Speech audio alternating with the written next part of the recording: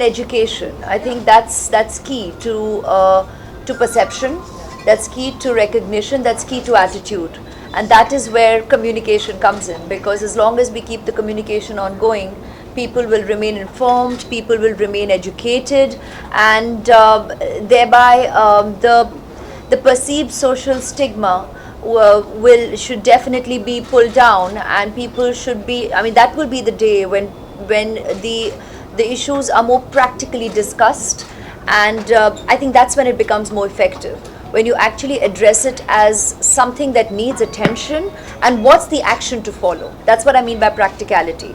That is when we can effectively do something about it. The moment you have the concerns of social stigma, of shame, of feeling basically feeling gagged, that you cannot actually speak and communicate, I think that is what we all are constantly working towards, just dropping those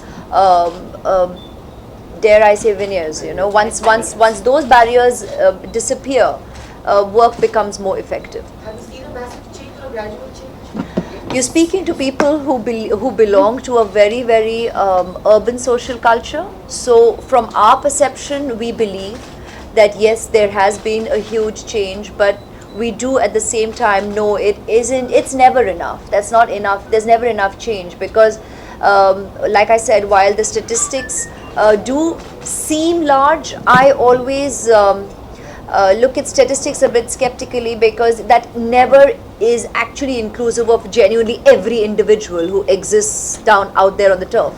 So it's a broad perspective, and statistics are good to encourage the work on the ground. It's good to keep the momentum going, but it's not necessarily reflective of the actuals. And I think once you recognize that reality, I would believe that knowledge also should be enough to further accelerate or propel the effort to aspire people to get people to aspire to be a lot more out there and working even harder to try and reach niches that could not be reached before socially.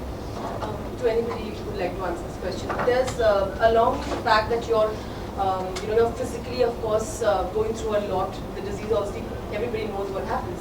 But I think even mentally, you kind of become in a space that you kind of lose hope. You feel that the world. Do you think that also plays a major factor? Because when they feel that the world has ended for them, and the will to fight kind of goes away. Have you seen how to deal with it? That is really important as well. You're saying, like, you see the families of people coming forward and working towards it, or how do you plan to help that? I think, if I may say, that one of the things is to deal with the initial, which is self-stigma. I think you overcome that, and now if you're asking about change, the more people are coming out and talking about their status, and the support from their families and friends, I think has made a huge difference. We still have a long, long way to go, because stigma is not something, when you talk about stigma and discrimination, it is a mindset which takes time to change. But I think as we're seeing more and more people coming out openly about their status, living with HIV, and are actually our champions. So we are only working with them, but they are really the champions. So they are the voice, and they are able to support people. So there are support groups. So we definitely see that change. I think it's wonderful that that's why so much importance is laid on the workings of the counseling units, and they are key. They are key to a lot of the work that can be done in rehabilitation of spirit. I think once you have that in place, then you can actually give direction to the way forward. But that's why your question is very relevant, and that's where ma'am was talking about the Shakti units that exist as standalones and affiliates with maternity homes as well as the hospitals, and they are a very important cell in this entire process. So I'm glad you brought that up. And also with treatment. With treatment available, more and more people will come out with their status, because you can live healthy lives. If you're on regular treatment, good nutrition, family support, people are living healthy lives. Okay, Aishwarya, was there any inspiration behind taking this initiative for spreading awareness regarding AIDS? Any story, any incident or anything? Don't look at sensationalizing. I think what's important is just what's really happening all over the world. The United Nations had been communicating with me over a while, and for us to come on board together. There are lots of causes that need attention. But I was glad that at the time that I did join hands with the UN, it was with UNAIDS and on a platform such as this, because I do believe that I just wanted to help reach out to a lot of women and across the world, but largely even in our own country, because communication is key, and the more we encourage our social structure to allow people to communicate more openly, the more we'll be able to bring about effective change. So it's just a simple recognition of where society is at. It's important to look at it from the broad speak and not from only the cocoon of our urban culture, because that isn't reflective of the entire country. So we need to work at it together, and I thank you for being interested in all that I do and all that I work on across the board, be it in the glamour business or otherwise. And that's where I feel I can work with you, and probably that's the inspiration. So thank you for coming to wherever I go to, and I'm able to then do the effective work together. Thanks. Actually, we have had few movies in the past which tried to industry Bollywood movies. Okay. Which did try to spread the. No, that's all relative. Whether you want to make a movie on the subject or not, that's each creative individual's choice. But the fact is that all kind of all arms of media can be used and must be used for increasing communication. But having said that, it's their groundwork. I'll keep bringing it down to that. That's the real work being done, and you taking the time out to draw attention to that and report that is where people then will find the strength and the courage to and the knowledge to know what's going on where and what help they can actually access. Ishwara, is there any not even a story? Sound Everybody is goes through, highs and lows in the life. And like you said, it's a very it's a moment where you feel it's total darkness where you want to come out. I'm sure even you've had it. Can you tell us one incident where you got strength and an inspirational story for all those who try to come out of situations like that? Unfortunately, I think that on this platform it can all get completely convoluted and people might get confused. So I don't think this is the platform on which I should be speaking about that. It just might get unnecessarily dramatized. No, you know what I'm trying to say? It's that it'll confuse the situation. So I'd rather the attention be drawn on what we've spoken about. And like I said, borrow the 5 minutes of your media time and air time for that to be really reflected. Yes? Thank you. Thank you all for your afternoon. Ji. Sorry, hi.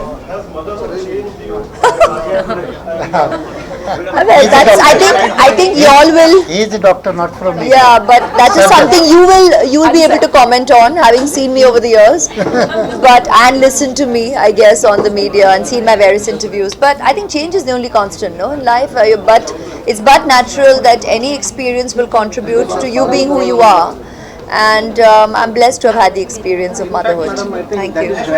Graduation. Yes. Absolutely. Thank you. Do you recommend education, sex education in school? Because everything is connected to sex and Absolutely, absolutely. And we have all had it actually in school, and it's probably, I don't know, that's important. I'd love to find out if that's happening across the board all over the nation. But definitely in urban culture, in our cities, a lot of schools definitely do have it, and I think yeah, please share. In municipal schools, we are talking about sex education to the 8th and 9th children, and more if we talk, then discrimination will be less. So we should go for knowing the status, HIV status at early age, or especially if the behavior is high risk. In that case, knowing status is right of each and every person, and we should go ahead for sex education in the school. Municipal schools we are going, and even in the private schools we have taught the teachers so that they can carry this message to the younger generation later on. So it is ongoing procedure. सब साथ में बैठे कि खड़े?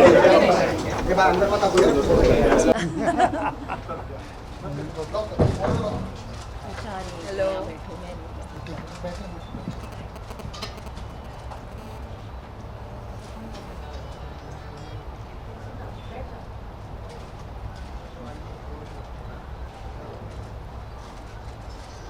Hi. I was wondering, I said, where are the people asking the questions?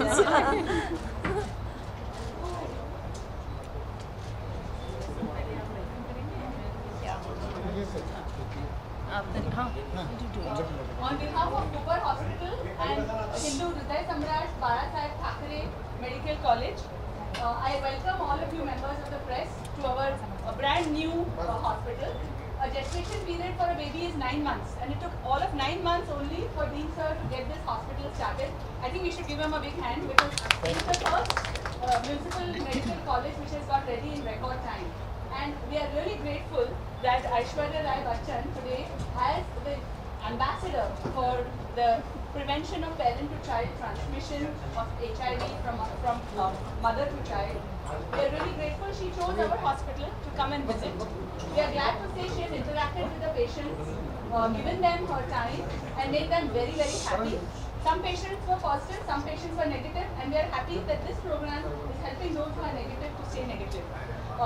We have the dignitaries here with us, Dr. Keskar, who is Executive Health Officer, who has been constantly supporting maternal and child health. Thank you very much, madam, for taking the time to be here with us today. Dean Sir, Dr. Ramesh Chaturvedi needs no introduction, but I will say that he's the dynamo who has got Cooper off the ground. Dr.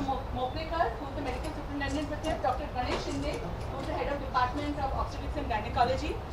Nandini, who has flown down from Delhi all the way, she's representing UNAIDS. Thank you all for being here with us today, and I'll hand over to Aishwarya, who needs no further introduction, to speak to you. I'm good. Thank you. Thank you. Thank you very much. Good afternoon, and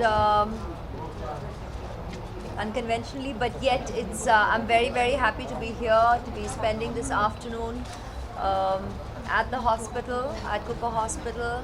I've had the privilege of spending time with all the dignitaries here who have given me a real insight into the goings on and how the real work gets done on the ground, and that's always what it's all about. That's what we're here to do. That's what we're here to. Frankly, for me, I come away appreciating the work of, as I call them, the soldiers of the good work. I get the opportunity to sit here on a podium, have the mic in my face, and hopefully be the megaphone to their good work to a wider audience out there through you. So it's actually all extremely collaborative, but it's their good work, and I felt it was very, very important to laud the courage of all the women out there, and I'd equally give kudos to their family members, their husbands, who together with them take the brave step of coming forth and opening themselves up to the medical care that is accessible. And the key word here is the medical care is accessible. So come out and accept it, because there are tests there to help decrease the chances, if not completely stop the remote possibility of the transmission of HIV from mother to child, because the mother is actually carrying the fetus. But as I was given to recognize that now that the term is parent to child transference, because obviously a child is conceived thanks to both members, the father and the mother, and hence it becomes the equal responsibility of both the parents, and hence we today recognize the term as parent to child transfer of HIV, and that is some thing that will constantly remain a cause for a constant need of attention. It's very gratifying to learn that there has been a huge percentage, because in this kind of work, when you hear of even a 45% decrease of cases, it's tremendous, and that takes a lot of constant work by all the people on the ground on a regular basis, because while it is extremely imperative for the pregnant lady to come and access the test within the first 12 weeks, preferably as per the requirement, the medical requirement. Nevertheless, any time is a good time. You have to come in and get the test done, because then, like I said, there is medical help accessible, and the doctors can work with you to provide the adequate care to the fetus before the baby is born into this world. And the responsibility of the parents towards the child begins from conception, and that sense of responsibility, you know it when you conceive, and you have to exercise that responsibility from the onset. So the medical care is there, people can access the help, so please come forth, take the tests and accept the medical aid that exists. Thank you. And please, doc, please, ma'am. Dr. Please. What I would request is safe behavior is very important for control of HIV/AIDS, and each one has to maintain safe behavior and early diagnosis and early treatment. That is also very important. Shakti clinics are available. All the tests and counseling is confidential. All the medical aid is there. Please accept. See, basically, madam, means that I'll obviously ask a lot of questions on this, but since she actually brought it up, but does it really bother you sometimes always being surrounded by so much cameras? And No, it's a way of life. It's a way of life. So no, it obviously. You get irritated and say, like, not an It's a way of life. I mean, after so many years, I can't even be getting into that question and wondering whether, because this is my reality. So that's fine. But as long as you know, you have a bit of this, you have a bit of that. You have, sometimes it's a celebration. Sometimes it's an actual, whatever be a milestone that is spoken about. Sometimes it's frivolity, and sometimes it's very, very effective and responsible. So it's all a part of our life, but I'm glad that you all show equal interest, and I'm constantly thanking the media, because without you I cannot reach. I'm not on social media, so it's up to you guys to reach the millions of people out there through all your handles to be able to bring the attention and help spread the word. Now, if you speak to even one more individual on all your handles and everybody that's watching or listening, believe you me, it's effective work done. And days such as this, amongst the many days, whether they be festivals, where create as human beings to celebrate, but to remember, to commemorate, a World AIDS Day is equally important, because you're drawing attention to something that is a part of humanity. It's part of our reality. This exists in the world, and it does affect a lot of people, even if it's not necessarily directly touching your life.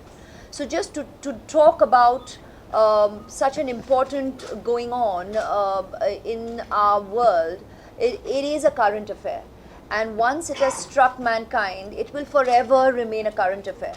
Like I said, even upon reaching the zero, the aspiration of all our work here, once you hit ground zero in the work, and that will be a day to celebrate, but that is not having reached a destination alone, because of A lot needs to be done. it's humanity. People are constantly born into this world, and once this virus exists, it's going to require our cumulative effort for generations to come. So we all really need to continue, keep up the work, spread the word, keep the attention and the communication relevant, and keep people informed. And that's where it's the joint effort and responsibility of you and us. as a goodwill ambassador, then I think it's there's a lot of responsibility, because I'm sure you also know a lot of statistics, that kind of changes that you've seen. Would you like to elaborate on what the kind of information that we had obviously in the past 3 years, the way people perceive this disease has changed so much because of a lot of